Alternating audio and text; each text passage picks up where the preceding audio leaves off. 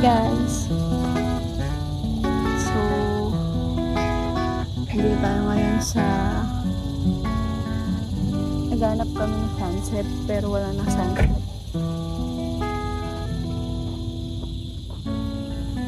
Step! So, pumunta kami dito para mag-vlog pero nagsistruggle ako. Hindi ko alam, parang hindi ako makapagsalita.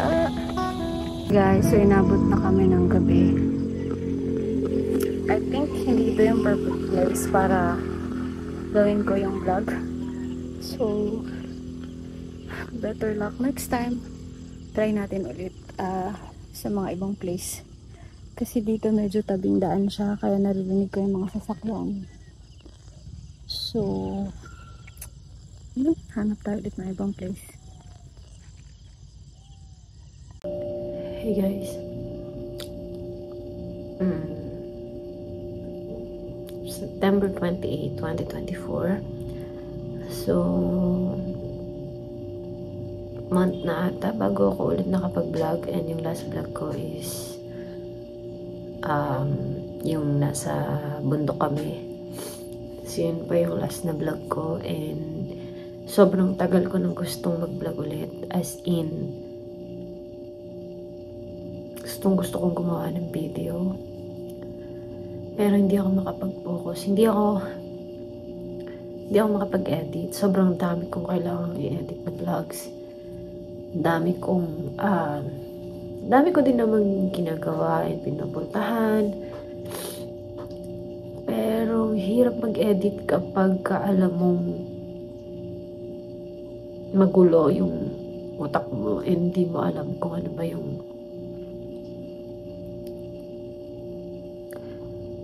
ba talaga yung gusto mong gawin. So, tingin ko hindi ito yung right time para mag-vlog ako, para magsalita, dahil nga I think hindi ako okay. Pero gusto ko talagang gumawa ng video. Gusto kong i-share sa inyo yung mga pinagdadaanan ko ngayon. For 3 months, parang sobrang dami kong hindi naman sobrang hirap or what, pero parang sobra akong lost. Parang hindi ko alam kung saan ako pupunta, kung ano yung dapat kong gawin. Although alam ko naman, pero parang hindi ako makapag-start, hindi ko magawa. Hindi ko alam kung ito ba talaga yung gusto ko, or ito ba talaga.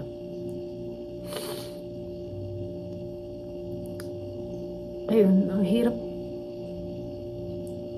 kasi kahit ikaw, naguguluhan ka kung yung pakiramdam na tinatakasan mo yung dating ikaw, na ayaw mong balikan yung dating ikaw, na laging ganito, na laging umiiyak, na sobrang daling masaktan. Pero wala, bumabalik ka pa rin sa dating ikaw. Hey guys, it's me, Luz. This video is sobrang tagal ko nang gustong gawin, and ilang buwan na yung nakalipas, ang dami nang nangyari. Almost 6 months na gusto kong gawin tong vlog na to, pero ngayon lang ako nagka-time ng medyo okay na ako, nang hindi na ako ganun ka-emotional or ganun ka-sensitive. So, I think this time hindi ako iiyak. So, kaya kong explain kung ano ba talaga yung nasa puso ko, kung ano ba talaga yung gusto kong sabihin, and ma-share ko sa inyo, sa mga tao na may mga pinagdadaanan din na same sa akin. Yung minsan hindi mo alam kung ano ba yung gusto mong gawin, kung ano ba yung purpose mo, kung ano bang saan mo ba gustong pumunta, ano ba yung dapat na ginagawa mo sa buhay mo. Ang dami kong natututunan and ang dami kong nare-realize. Umiyak na naman ako. Sobrang iyakin ko talaga, as in, mabilis akong maiyak. Pero kapag nag-try din kasi ako na yung parang iiyak ka or aarte ka, hindi ko kaya yun. So, lahat ng iyak ko talaga, as in, totoo talagang naiiyak talaga ako.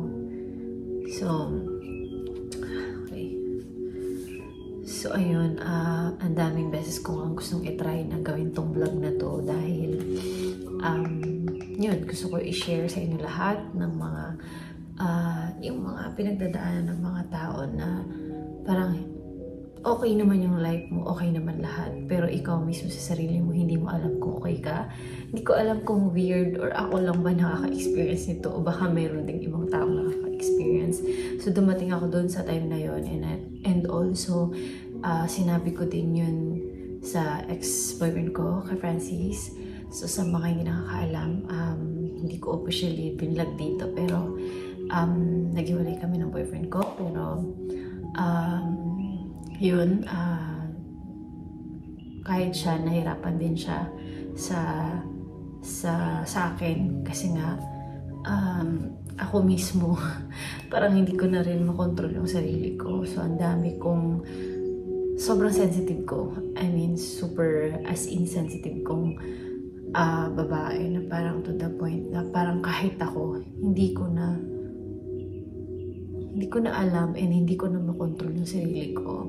So, I have to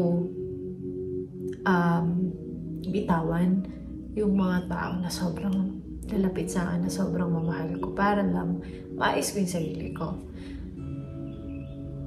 So yun. That's why naghiwalay kami ni Francis dahil doon. Pero wala kami as in, yun nga, yung sinasabi na parang sobrang tinding away or what. Hindi siya ganun. Ako mismo yung nag-decide na actually June pa kami naghiwalay, tapos tinatry namin na i-fix, kaso hindi talaga na nag-work. So, ayun. Pero ngayon, medyo mas maayos naman na kami. So,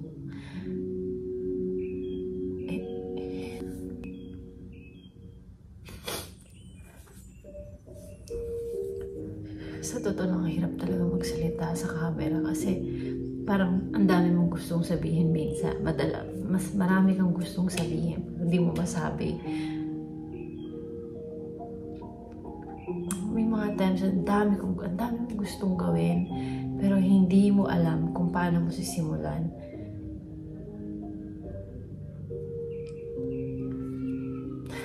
Guys, kahit ako minsan hindi ko naiintindihan yung sarili ko kung ano ba yung mga gusto kong gawin. So, nag-focus ako sa sarili ko, nag-workout ako, nag-diet, and talagang minahal ko yung sarili ko na parang dapat hindi ako masaya dahil nandito yung isang bagay or nandito yung isang tao sa tabi ko. Dapat masaya ako kahit wala sila. So, ganun yung parang naging mindset ko sa sarili ko para maayos ko siya. And nakita ko naman yung improve. Nakita ko na kapag ka pala nakikita mo yung sarili mo na maganda, maayos ka, fit ka, healthy ka, parang ang laki ng pack no side na malakas yung loob mo. Alam mo yung hindi ka parang nadadown every time na kahit na may mag-down sa'yo. Parang laging naiisip mo na, kaya ko pala. Parang ganon. So yun, para sa lahat ng mga taong same nang nafe-feel ko na hindi ko rin mag-gets kung ano ba talaga yung gusto ko. Siguro dapat talaga pinaka number one is focus ka sa sarili mo. Mahalin mo yung sarili mo, ibigay mo lahat para sa sarili mo.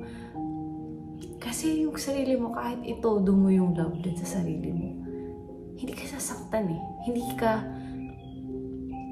Siguro may mga tao na sinasaktan nila yung sarili nila to the point na hindi na nila kaya yung kung ano man yung pinagdadaanan nila. Pero kasi the more na nakikita mo na nagiging maayos yung sarili mo, nagiging okay ka, yung mindset mo, yung puso mo, yung yung soul mo, yung katawan mo, physical mo, parang mas lalo mong minamamahalin and mas lalo mo gustong alagaan yung sarili mo na huwag kang masaktan. And sobrang mong iingatan yung sarili mo dahil nga takot ka na nasasaktan ka. Kaya sobrang grabe yung protect mo dun sa sarili mo. So, ayun guys, siguro yung mabibigay ko na advice dun sa mga tao na nakaka-experience ng same ng na-experience ko o na-feel ko sa sarili ko na naguguluhan ka, hindi mo alam kung ano ba yung mga gusto mong gawin sa buhay. Always choose yourself. And someone told me na lagi mong piliin yung sarili mo, and that's the powerful thing na gagawin mo para sa sarili mo is piliin mo palagi yung sarili mo. Dahil walang ibang kahit sino ang gagawa ng para sa'yo, kundi ikaw lang talaga. Kaya lagi mong piliin yung sarili mo, improve mo yung sarili mo, gawin mo yung mga bagay na magpapasaya sa'yo, pero hindi magpapasama sa'yo. And lahat ng good thing na alam mo makakabuti para sa'yo is gawin mo. Eat healthy, workout, diet, spoil yourself. Hindi masama yun. Hindi masamang spoil mo yung sarili mo. Hindi ko sinasabing sa mga material na bagay or sa mga something na kailangan ng pera or what. Pero yung alam mo na makikita mo mismo sa sarili mo and mababago mo yung sarili mo na mas maging mabuting tao. And isa pa is always mo rin lagi ka rin dapat maging kindness. Hindi dapat mawawala yun. Kahit gaano pa kalala yung mga pinagdadaanan mo or kung kahit gaano pa kalala yung nangyayari sa buhay mo, lagi ka dapat maging mabuting tao. Kasi hindi mo minsan alam na sa pagiging ganun mo pala, may mga tao na nakikita ka and nai-inspire sila sa'yo na parang gusto rin nilang maging maayos sila and gusto rin nilang maging mabuting tao sila. Na nakikita nila na parang, wow, ganito pala dapat. Ganito pala yung ma-inspire mo sila na hindi mo nalalaman. That's super powerful thing na nagawa mo sa sarili mo. Hindi lang sa sarili mo, para sa ibang tao. So, yun. Ako kasi nung time na hindi ko maintindihan kung ano yung mga gusto ko. Hindi ako halos nakikinig ng mga music. Hindi ako masyadong nakikinig ng mga sad music. Pero kung sa tingin mo, yun yung makakatulong sa'yo. Halimbawa kung may ginagawa ka and parang pag nagtatrabaho ka, music is parang yun yung nakakatulong na matapos mo yung mga dapat mong gawin, then do it. Pero kung feeling mo, mafe-feel sad ka lang, magmumukmuk ka lang, parang mag-iiyak ka lang maghapon, siguro hindi siya good idea. For me, madalas pinapakinggan ko pag nagda-drive ako or pag naglilinis ako ng bahay or pag before ako matulog, pinapakinggan ko is mga motivation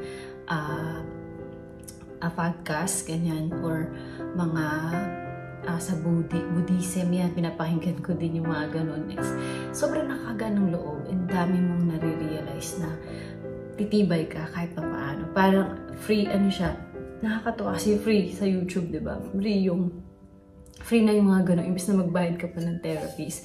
Ayan, free mo na silang naririnig every time and paulit-ulit. Ako madalas, kapag hindi ko naiintindihan or hindi pumapasok talaga sa isip ko yung meaning nung sinasabi nung sa mga podcast o sa mga motivational videos, paulit-ulit ko siyang pinapakinggan. As in, paulit-ulit. Kahit alam ko na napanood ko, uulit-ulitin ko siya para pumasok siya sa isip ko and ma-apply ko siya sa sarili ko.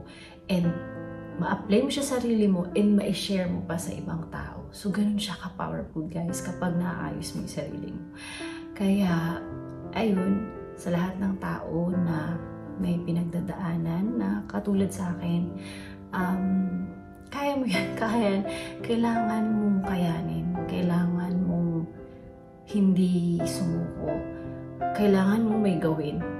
especially kailangan mo may gawin. Hindi pwedeng mukmuk lang ako dito kasi hindi pa ako okay.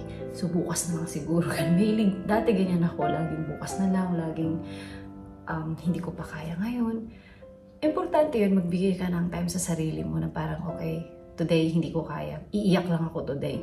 Or this 1 week, iiyak lang ako. Kasi pinagdaanan ko yun, nung June na first naming break up is, grabe talaga yung ang lala nung ginagawa ko. Talagang puro gala, puro gastos, puro gala, drive, kung saan. And then nung mga pa-end na yung year, last year,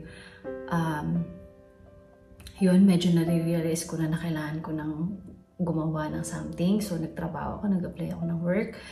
And then, kahit alam ko na parang hindi pa ako ready, parang kaya ko na bang magtrabaho, magagawa ko ba ng maayos yung trabaho ko, ginawa ko pa rin. And, nakayanan ko. Kahit mahirap. So, nakayanan ko. I-challenge mo palagi yung sarili mo na parang minsan kasi feeling natin din natin kaya dahil nga broken tayo or may pinagdadaanan tayo, marami tayong iniisip, ang dami nating problema. Pag habang iniisip mo yun, wala kang ginagawang solusyon, mas lalo kang problema. So dapat, kahit papaano, unti-unti, pinapasok mo yung solusyon dun sa problema mo. Kahit alam mo hindi ka pa ganun ka-ready. Kasi in time, magiging ready ka rin naman eh. Time lang talaga yung magbibigay sa'yo na para maging okay ka. So, ayun guys, sana magtuloy-tuloy this start ng year na to na maging maayos lahat. And sana kayo rin may natutunan kayo sa mga sinasabi ko. Yun, feeling ko naman may mga tao din na nakaka-experience ng na-experience ko. So, yun, gusto ko lang i-share yung mga na-experience ko para kung sakaling makatulong din sa inyo, sobrang magiging masaya ako. So, comment nyo guys kung ano ba yung mga pinagdadaanan nyo or kung paano nyo sinusolusyonan, kung paano kayo nag-move on, kung paano kayo nakaka-survive. Ayun, so, ayan. Thank you guys for watching this video. Sobrang tagal ko nang hindi nakapag-vlog ng ganito. Yung kausap ko kayo, parang hindi na ako sanay kasi sobrang tagal na. Parang last pa, long hair pa ako nun. Tinang mga short hair na ako. So, yun. Do something for yourself na magiging proud ka sa sarili mo. Kahit mahirap. So, yun guys. Thank you so much and see you on my next vlog. Salamat sa panonood and pakikinig sa mga kaekikan. No, kaekikan. Seryoso to guys. Hindi to drama or what.